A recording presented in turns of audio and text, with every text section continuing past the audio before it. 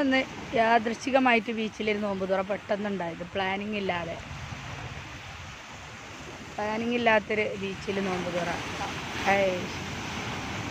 ഇത് ബീച്ചിൻ്റെ സാധാരണ ഇവിടുത്തെ എത്തിയ വെള്ളം സാധാരണ നമ്മൾ വരുന്നൊരു ഏരിയ അല്ലേ, വേറെ ഏതോ ഒരു ഏരിയയിൽ നമ്മൾ മോളെ പഠനത്തിൻ്റെ ആവശ്യത്തിനായിട്ട് പഠിക്കാൻ പോകും. അപ്പോൾ അതിന് കോഴിക്കോട് വേണ്ടി വന്നതായിരുന്നു.